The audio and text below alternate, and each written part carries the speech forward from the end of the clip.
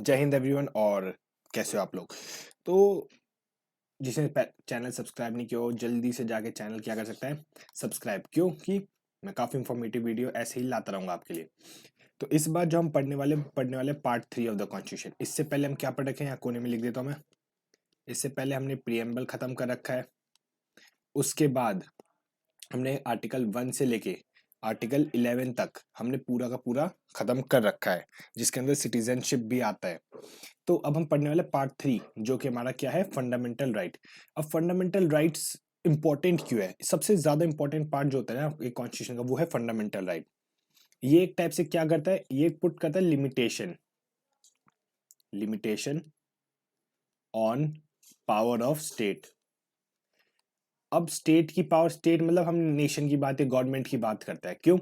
मैंने इनसे पहले जितने भी आर्टिकल में पढ़ाया था कि कोई भी राइट्स बनते हैं, कोई भी राइट या कोई भी कानून बनता है, लॉ बनता है, वो कौन बनाता है? वो पार्लियामेंट बनाती है। अब जब पार्लियामेंट सारे कानून बनाएगी तो वो एक टाइप से क्या पता है, नेगेटिव इफेक्ट भी आएगा लोगों के ऊपर। लोग सोचेंगे कि ये जो गवर्नमेंट है हमारे ऊपर डिक्टेट करना चाहती है, पार्लियामेंट हमारे ऊपर डिक्टेट करना चाहता है। तो इस माइंडसेट से बाहर निकालने के लिए जो चीज इस्तेमाल होती है उसका नाम है फंडामेंटल राइट। क्यों? फंडामेंटल राइट एक वो राइट है जो हर किसी को मिलेगी, रिच को भी मिलेगी, पुअर को भी मिलेगी। ठीक है? जो आदमी लिटरेट है उसे भी मिलेगी, इलिटरेट को भी मिलेगी। मतलब हर किसी को मिलेगी, कोई विदाउट एनी डिस्क्रिमिनेशन। ये इस टाइप की राइट है। ठीक है? अभी पहली बात, fundamental right part 3 of the constitution में आता है, और ये आर्टिकल 12 से लेके 35 तक फंडामेंटल राइट्स के अंदर आते हैं। अब इतनी अच्छी चीज है, हमने इसे कहीं ना कहीं से तो उठाया होगा। हमने इसे कहाँ से बोरो किया है? Borrow from US. हमने यूनाइटेड नेशन से या यूनाइटेड स्टेट से, यूनाइटेड नेशन कह रहा हूं मैं, यूनाइटेड स्टेट से इसे बोरो किया। अब यूनाइटेड स्टेट्स में इसे क्या कहा जाता? इसे बिल ऑफ राइट्स वहां पे कहा जाता है, बिल ऑफ राइट्स। तो हमने वहां से उठा के इसका नाम क्या डाल दिया? Fundamental rights. अब इसके ऊपर काफी सारे व्यूज भी आएंगे, तो सबसे इंपॉर्टेंट जो व्यू होता है या जिसने इसके ऊपर का, वो कौन है? B R Ambedkar. Ambedkar, doctor लगा देते हैं, डॉक्टर बी आर अम्बेडकर। इनने क्या कहा था? It is the most criticised part of constitution. ठीक है? सी आर आई टी, अरे यार, एक तो CRITICIZED।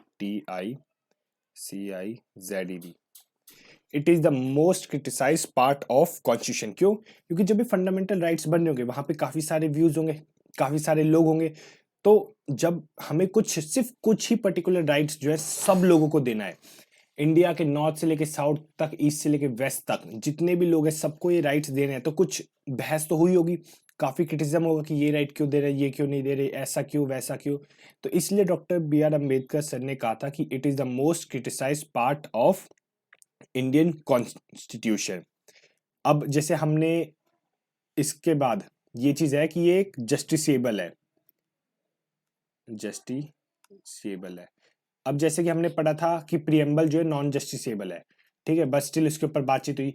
तो फंडामेंटल राइट क्या है? जस्टिसेबल है। मतलब अगर किसी का कोई भी राइट या कोई भी उसे चैलेंज करना, मतलब मैंने अगर मान लो किसी को थप्पड़ मार दी तो वो कहेगा कि मुझे राइट टू मूवमेंट वायलेट हुआ है, राइट टू वगैरह वगैरह, जो भी फंडामेंटल राइट्स है मेरे वायलेट है, और वो सीधा क्या कर सकता है? डायरेक्टली सुप्रीम कोर्ट जा सकता है, ना डिस्ट्रिक्ट कोर्ट ना हाई कोर्ट। डिस्ट्रिक्ट कोर्ट सुन ही नहीं सकता फंडामेंटल राइट। मतलब अगर कोई अपनी फरियाद लेके कोर्ट में जा रहा है तो डिस्ट्रिक्ट कोर्ट के पास राइट नहीं है कि वो इसकी फरियाद सुन सके। एक टाइप से आप चाहे तो सीधा सुप्रीम कोर्ट में जा सकते हो। कौन से आर्टिकल के साथ? आर्टिकल नंबर 32, जो कि हम पढ़ेंगे। या हाई कोर्ट भी जा सकते हो। कौन से? आर्टिकल नंबर 266 के तहत। जस्टिसेबल मतलब कि आप कोर्ट में जाके इसके खिलाफ, या अगर आपका किसी ने फंडामेंटल राइट को वायलेट किया है तो आप जाके कोर्ट में केस कर सकते हो। यहां तक बातें क्लियर है? ठीक है? फिर जब हम आगे, तो सिर्फ ओवरले दिया है कि मतलब फंडामेंटल राइट बेसिकली है क्या। और एक और चीज, फंडामेंटल राइट पहले कितने थे? 7 थे। अब कितने हैं? अब 6 फंडामेंटल राइट्स हैं। मतलब जो हम कहते हैं कि अब तुम कहोगे सर 12 से 35 के बीच में सिर्फ 6 फंडामेंटल राइट्स, इन 6 के अंदर काफी सारे राइट्स हैं, तो वो इनमें इंक्लूड्स हैं। ठीक है, तो 7 थे, अब 6 कैसे होगी? हमने सुना है कभी भी टाइम के साथ कोई चीज़ बढ़ती है, घट रही है, तो हमने इसमें से एक आर्टिकल, जो कि आर्टिकल कौन सा है मैं बताऊंगा तुम्हें, आर्टिकल नंबर 31 किसके बारे में बात करता है? वो हमारे बात करता है राइट टू प्रॉपर्टी के ऊपर। ठीक है, प्रॉपर्टी से रिलेटेड है, प्रॉपर्टी से रिलेटेड है। अब इसे हमने 44th अमेंडमेंट के तहत हटा दिया था। जब इसके ऊपर बात आएगी तब मैं बताऊंगा कि कौन सी गवर्नमेंट थी, कितने साल पे हटा था, और कौन उस टाइम पीएम कौन था। ये इंपॉर्टेंट आ जाता है कि उस टाइम पीएम कौन था 44th अमेंडमेंट के तहत। तो ये जितना भी तुम्हें दिख रहा है, ये 12 से लेके 35 तक सारे के सारे फंडामेंटल राइट्स है। ये जनरल मतलब 12 और 13 के इंक्लूडेड है। फिर राइट टू इक्वालिटी, ये क्या है? First, right to freedom, second, right against exploitation, third, right to freedom of religion, fourth, cultural and educational right, fifth. अब ये देखो यहाँ पे लिखा है 31st, compulsory execution of property omitted, मतलब हटा दिया गया है। और ये मैंने बताया था 44th अमेंडमेंट के तहत हटाया गया था। और फिर right to constitutional remedies, sixth. अब इसमें मैंने तुम्हें 32 बताया था, जिसमें कि आप सुप्रीम कोर्ट जा सकते हो अगर किसी ने आपका वो क्या कहते हैं फंडामेंटल राइट को वायलेट किया है। यहाँ तक तुम्हें पता चल गया होगा कि फर्स्ट सेकंड थर्ड हमने कौन से 6 की बात की थी। अब हम एक एक करके इनके बारे में अब डिटेल में पढ़ेंगे। ठीक है, यहाँ तक बातें क्लियर है। उसके बाद एक और चीज याद रख लेना कि अच्छा, यहाँ से देखो जो मैं आर्टिकल मार्क कर रहा हूँ, सर्कल कर रहा हूँ, देखो आर्टिकल नंबर 14, उसके बाद 20, 21, 21 से लेके मैं 28 तक, 21 से लेके 28 तक, ठीक है, 20, 14 और 20 से लेके 28 तक, ये जो आर्टिकल्स हैं ये किसे मिलेंगे? फॉरेनर्स को मिलते हैं। किसे? यहाँ कहाँ लिखूं मैं, हाँ यहाँ नीचे लिख देता हूँ, REI, फॉरेनर्स। अब ये जो आर्टिकल्स हैं ये फॉरेनर्स को मिलते हैं, 14, 20, 21, 22, 23, 24, 25, 26, 28, और इंडियन सिटीजन्स को भी मिलते हैं। बट इनके अलावा ये जो आर्टिकल्स है 14, 20, 21, 22, 23, 24, 25, 26, 27, 28, इनके अलावा जो बाकी सारे आर्टिकल्स है वो फॉरेनर्स मतलब फॉरेनर्स को नहीं मिलेंगे, मतलब मिल सकते हैं but as a fundamental right उन्हें ये प्रोवाइड नहीं किया जाता है। ठीक है, ये चीजें याद रखना। कई बार आ जाता है कि कौन से आर्टिकल्स है जिसे फंडामेंट मतलब फॉरेनर्स को नहीं मिलते, मतलब फंडामेंटल राइट जो फॉरेनर्स को नहीं मिलते, या कौन से फंडामेंटल राइट है जो फॉरेनर्स को मिलते हैं, ये दोनों चीजें आ जाती हैं। तो हमेशा याद रखना, इजी है, एक तो 14 और फिर 20 से लेकर 28। ठीक है, अब चलो एक एक करके आर्टिकल पढ़ते हैं। सबसे पहले आता है आर्टिकल नंबर 12। अब आर्टिकल नंबर जो 12 होता है वो डिफाइन करता है किसे? स्टेट को, कि स्टेट क्या है। अब जब हम बात करते हैं स्टेट्स की, गवर्नमेंट होगी, ऑब्वियस सी बात है, पार्लियामेंट होगा, ये भी है, पार्लियामेंट किसका? ऑफ इंडिया का। उसके बाद स्टेट गवर्नमेंट। जब यहाँ पे जो स्टेट की बात की गई ना, ये इंटरनेशनल फॉर्म में बात की गई है। इंटरनेशनल फॉर्म में स्टेट का मतलब क्या होता है? कंट्री। ठीक है, स्टेट गवर्नमेंट की बात की गई है, लेजिस्लेचर की बात की गई है। क्या हो गया ये? रुक रुक के हाथ गीले ना। लेजिस्लेचर। उसके बाद पंचायत हो गई, म्युनिसिपैलिटीज हो गई, म्युनिसिपैलिटीज लिखा भी नहीं जा रहा, बोर्ड ही बेकार हो गया। ठीक है, और जो भी लोकल अथॉरिटीज ले लो तुम, लोकल अथॉरिटीज।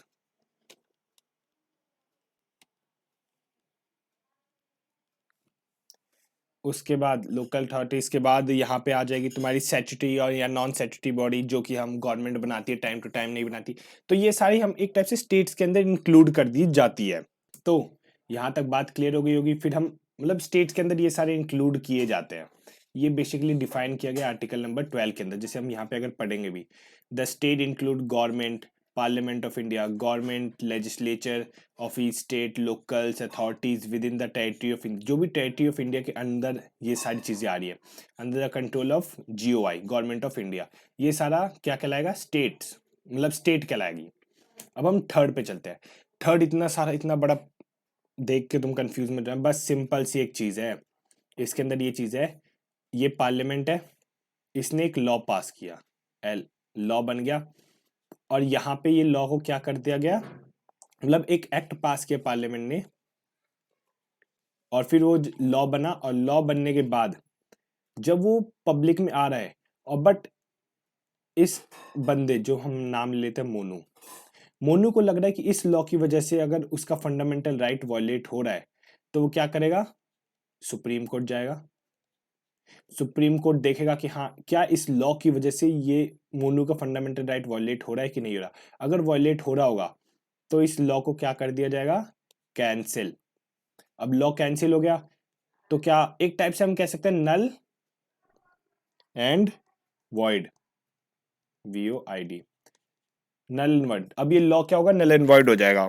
इसे हम एक और चीज के नाम से क्या जानते हैं, इसे कहते हैं हम डॉक्ट्रिन ऑफ इक्लिप्स, ठीक है। इस लॉ को हम कई बार आर्टिकल में आ जाता है कि कौन सा लॉ है जिसे हम डॉक्टर ऑफ इक्लिप्स के नाम से भी जानते हैं, वो कौन सा है, आर्टिकल नंबर 13 है, यहां लिख देता हूं, डॉक्ट्रिन ऑफ इक्लिप्स, ठीक है, यहां तक क्लियर है, डॉक्ट्रिन ऑफ इक्लिप्स, ये आर्टिकल नंबर 13 का जाता है। अब सुप्रीम कोर्ट, हाँ फंडामेंटल राइट सुप्रीम कोर्ट जाता है, और यहाँ पे कौन से आर्टिकल के तहत जाते हो, आर्टिकल नंबर 32 जो कॉन्स्टिट्यूशनल रेमेडीज के अंदर आता है। अब आर्टिकल नंबर 13 से क्या होता है, हम वैलिडिटी चेक करते हैं लॉ की, मतलब कि हाँ ये लॉ सही है या नहीं है। मतलब कई बार क्या होता है, कुछ हम लॉज तो पास कर देते हैं, एक्ट पास कर देते हैं, बट कई बार वो लॉ फंडामेंटल राइट को वायलेट करता है, अगर कर रहा होगा तो सुप्रीम कोर्ट चेक करता है, और अगर वो लॉ सही में वायलेट कर रहा होगा तो उसे कैंसिल कर दिया जाता है, और इस चीज को हम क्या कहते हैं, डॉक्ट्रिन ऑफ इक्लिप्स। अब अगर हम यहाँ पे पढ़े लॉ इनकंसिस्टेंट और डिटर्जेंट, ठीक है ठीक है ठीक है ठीक है, कहीं मैं कुछ भूल रहा हूँ, always inform the territory immediately before the commencement of constitution, हाँ is be void, ठीक है। The state shall not make any law which take away against the rights concerned in the part and law, ठीक है ठीक है। In this article unless the concept otherwise law includes ordinance by regulation law enforcement, ठीक ठीक ठीक ठीक ठीक, ये सारा वही बताया जो मैंने ऊपर समझाया ना तुम्हें, बस पूरे में यही चीज है, बस टेक्निकल भाषा में बता दिया गया। अब यहां से शुरू होता है हमारा मेन चीज, राइट टू इक्वालिटी, हमारा फर्स्ट फंडामेंटल राइट, उसके अंदर जो आता है इक्वालिटी बिफोर लॉ। अब इक्वालिटी बिफोर लॉ मतलब सिंपल सी बात है कि अगर यहाँ पे कोई रिच बंदा खड़ा होगा, ठीक है, और यहाँ पे कोई पुअर आदमी है, ठीक है, कहने चाहिए मतलब एक रिच वेल्दी पर्सन है और यहाँ पे एक पुअर आदमी है, तो अगर किसी ने भी क्राइम किया होगा, ठीक है, मान लो अगर इसने क्राइम किया है तो इसे सजा होगी, चाहे कितना भी अमीर क्यों ना हो। अगर इसने क्राइम किया तो इसे भी सेम सजा होगी। इसने मान लो खून कर दिया, इसने कहा कि मेरा पेपर कैसे नहीं निकला, और इसने जाके ऑफिसर को खून कर दिया। ये इसने कहा कि हाँ मुझे मेरा भी पेपर नहीं निकला, ये भी गया और इसने खून कर दिया। तो अब क्या होगा, सजा इसे मान लो 10 साल की हो रही है तो इसे भी 10 साल की होगी, कोई भेदभाव नहीं होगा कि ये अमीर है या गरीब है। तो इस लॉ से बस हमें इतना सा है कि सारे के सारे सेम है। देखो, state shall not deny to any person equality before law और equal protection of law within the territory of India. अगर ये दोनों के दोनों टेरिटरी ऑफ इंडिया के अंदर है तो ये लॉ की मतलब कानून की नजरों में सेम होंगे, ठीक है, same in the I of law, ठीक है, इन दी आई ऑफ लॉ, कानून की नजर में दोनों के दोनों क्या होंगे, सेम होंगे, ठीक है। उसके बाद किसी को कोई भी स्पेशल प्रिविलेज नहीं मिलेगा। मैंने कहा था दोनों को 10 साल की सजा हो रही, किसी को स्पेशल प्रिविलेज नहीं मिला। अब ये जो कॉन्सेप्ट है इक्वालिटी बिफोर लॉ का, ये कहां से आया, एक टाइप से यूके के कॉन्स्टिट्यूशन नहीं, यूके की कॉन्स्टिट्यूशन हटाओ, ब्रिटिश लिखो तुम। ब्रिटिश कॉन्स्टिट्यूशन से ये कॉन्सेप्ट को उठाया गया है। इसमें कुछ इम्यूनिटीज भी दी गई हैं। अब तुम कहोगे सर अभी तो आपने बताया कि कोई किसी का भेदभाव नहीं होगा, अब इम्यूनिटी की बात कर रहे हो, ये एक टाइप से एक्सेप्शन है, ठीक है।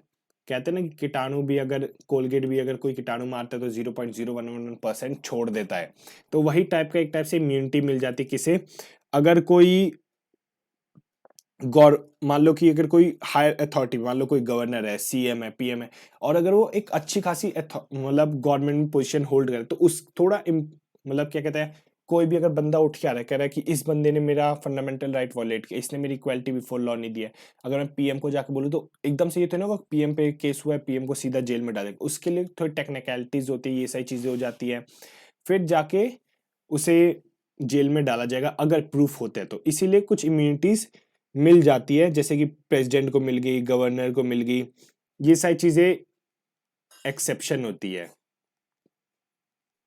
प्रेसिडेंट, अब हम सीधा थोड़ी ना जाके प्रेसिडेंट को जेल में डालेंगे, कैसे लगेगा अगर एक इंडिया जैसे देश उसी के प्रेसिडेंट को उठा के हम जेल में डाल रहे हैं, है ना, ये सारी चीजें हो जाती है, मतलब इसलिए एक्सेप्शन दिया गया है।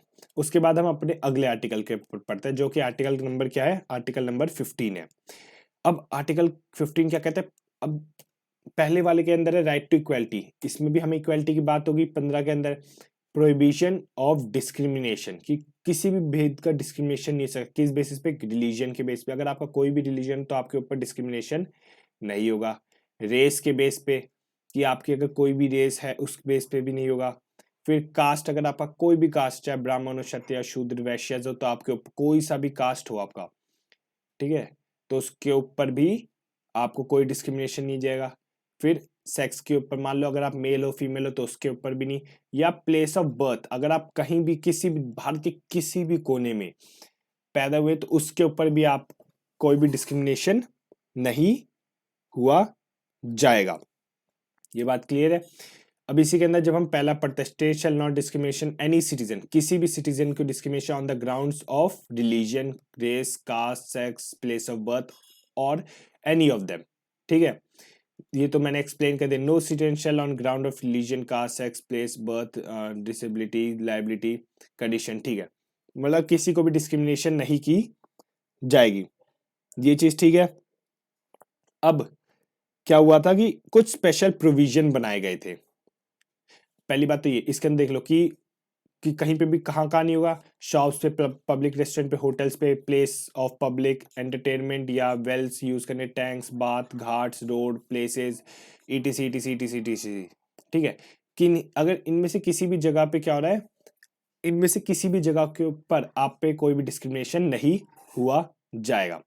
अब क्या होता है, कुछ एक्सेप्शन होंगे, हमने पार्ट उसमें बात की थी, 14 में बात की थी एक्सेप्शंस की, 15 में भी एक्सेप्शन होंगे।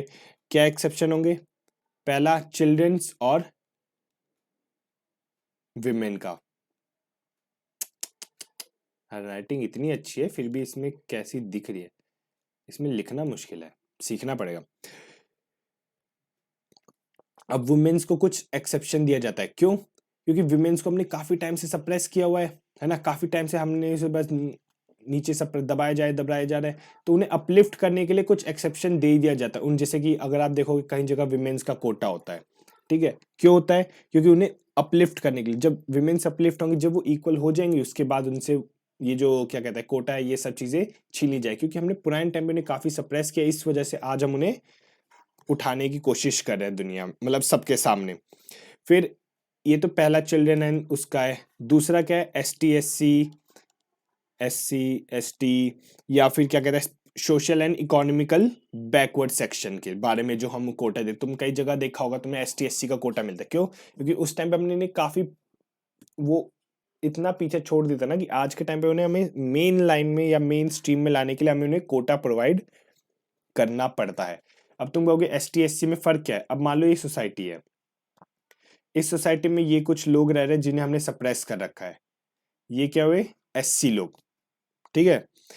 अब ये सोसाइटी है, इस सोसाइटी के अंदर नहीं, सोसाइटी के बाहर कुछ लोग रह रहे हैं जिन्हें हमने सप्रेस कर रखा है, ये क्या हुए? एसटी। यहां तक बात क्लियर है?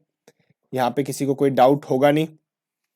अब एक आर्टिकल आया था, अमेंडमेंट हुआ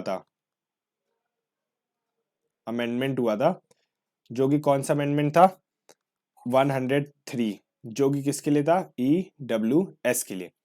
अब EWS का क्या अमेंडमेंट था? EWS में था कि कोई भी आदमी अगर उसकी इकोनॉमिक वेल्थ अच्छी नहीं है तो उसे क्या, एक रिजर्वेशन टाइप का मिलेगा। कौन से आर्टिकल के अंदर? आर्टिकल 15 के अंदर, आर्टिकल 15(6) और आर्टिकल 16(6) के अंदर। ये दो आर्टिकल है, इनके अंदर उन्हें मतलब अमेंडमेंट 103 के तहत EWS को कोटा मिलेगा, जो कि आर्टिकल 15(6) और आर्टिकल 16(6) को अमेंड किया गया है। ठीक है, यहां तक बात क्लियर है।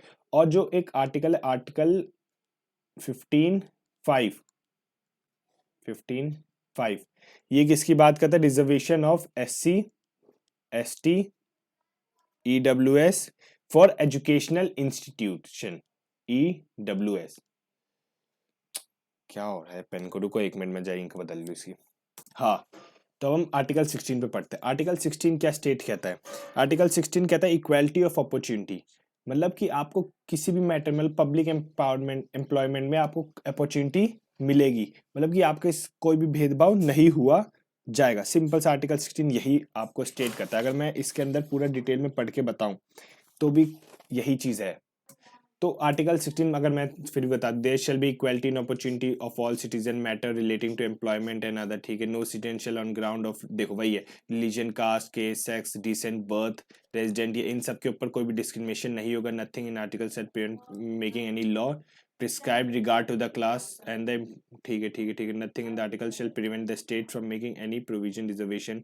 ठीक है, अब देखो 16 इसमें से क्या इंपॉर्टेंट है? ये इंपॉर्टेंट है 16(4), ये स्टेट क्या कहता है कि स्पेशल प्रोविजन मिलना चाहिए बैकवर्ड क्लास के लिए। स्पेशल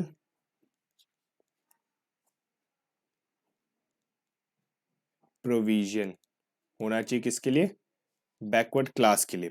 बस इसमें एक यही चीज है कि 16(4) आर्टिकल में 16 का 4 important, nothing in this article shall prevent state from making any provision for reservation of appointment of post in favor of backward class of citizen which in opinion of state is not adequately represented in the service state में। बस simple सा special provision चाहिए backward class के लिए, बस 16 इतना ही important है। 17 में क्या है कि अनटचेबिलिटी, जिस पॉइंट टाइम पे क्या होता था, छुआछूत बीमारी या फिर ये अनटचेबिलिटी को ज्यादा प्रमोट किया जाता था। अब अनटचेबिलिटी जो है ना, एक चीज ध्यान रखना, इंडियन कॉन्स्टिट्यूशन में ये डिफाइन नहीं कर गया है, इंडियन कॉन्स्टिट्यूशन में इसे डिफाइन नहीं किया गया है कि अनटचेबिलिटी किस बेसिस पे बोला जा रहा है। ठीक है, पार्लियामेंट ने ना एक पहली बार क्या होता है, एक पास किया था एक एक्ट को, अनटचेबिलिटी एक्ट। ये पार्लियामेंट है, पार्लियामेंट ने क्या किया था, एक एक्ट पास किया था। कब एक्ट को पास किया था? 1955 में। उस एक्ट के तहत क्या था, अनटचेबिलिटी को अरे यार बॉडी खराब है, समझ लो। अनटचेबिलिटी को क्या हुआ था कि अनटचेबिलिटी अब नहीं होगी, बट अरे जब 1976 आया, इसे चेंज, इसका नाम चेंज करके क्या रख दिया था? Civil right act. ठीक है, सिविल राइट एक्ट नाम इसका चेंज करते हैं 1976 में, अनटचेबिलिटी एक्ट को चेंज करके। जो इस टाइम पे कौन गवर्नमेंट थी 1976 के टाइम पे? इंदिरा गांधी जी। ठीक है, और ये आर्टिकल नंबर 17 इंपॉर्टेंट है कि कब इसका नाम चेंज हो गया, सिविल राइट एक्ट डाला था और किसने डाला था, और अनटचेबिलिटी आ जाता है कि कौन सा वर्ड है, अनटचेबिलिटी कौन से आर्टिकल में है, या फिर अनटचेबिलिटी कौन से आर्टिकल में डिफाइन नहीं किया गया है, या इंडियन कॉन्स्टिट्यूशन में ये वर्ड कौन से आर्टिकल में मेंशन किया गया है, ये सारी चीजें आ जाती है। तो आर्टिकल नंबर 17 इंपॉर्टेंट है। अब इस आर्टिकल 18 के ऊपर आता है, इसमें क्या बताया? Abolition of titles. जो भी टाइटल्स होंगे, नॉट बीइंग, अगर कोई बंदा जैसे मिलिट्री का है वो यूज कर सकता है। एकेडमिक डिस्टिंक्शन मतलब जैसे अगर किसी ने पीएचडी कर रखी है या डॉक्टर बन रखा है तो वो अपना ये जो टाइटल है लगा सकता है। बट जैसे कुछ टाइटल जो है जाट, ठीक है, ब्राह्मण, ये सारे टाइटल जो है ना, जैसे कोई भी रिलीजन, कास्ट, क्रीड, सेक्स या प्लेस ऑफ बर्थ को अगर कोई डिनोट करे तो ये सारे जो टाइटल्स है वो एबॉलिश किए जाएंगे, इनका यूज नहीं हुआ जाएगा। देखो यहाँ पे लिखा है no citizen of Indian shall accept any title from foreign state, no person who is a citizen of India shall while he hold any office of profit trust under the state accept without the consent of president और title of the foreign state. ठीक है, accept by and presence policy, वही चीज बताई गई है article number 8 के अंदर। यही आ जाता है कि एक्सेप्शन क्या है। एक्सेप्शन बस यही चीज है कि अगर कोई बंदा मिलिट्री एकेडमिक डिस्टिंक्शन से है वही अपना टाइटल लगा सकता है, उसके अलावा कोई और ये टाइटल नहीं यूज कर सकता। तो अभी तक के लिए हमने क्या पढ़ा है, हमने राइट टू इक्वालिटी पढ़ी है। राइट टू इक्वालिटी में हमने कौन कौन से चैप्टर कौन कौन से आर्टिकल कवर कर लिए। राइट टू इक्वालिटी में हमने 14 से लेके 18 तक का 14 से 18 तक के आर्टिकल जो है वो हमने कंप्लीट कर लिए। बाकी के जो हम फंड राइट टू फ्रीडम वाले हैं अगले वीडियो में कंप्लीट करेंगे। तो अभी के लिए बाय बाय, जय हिंद। और जिसने चैनल को सब्सक्राइब नहीं किया है वो चैनल सब्सक्राइब कर सकता है। ठीक है, बाय, जय हिंद।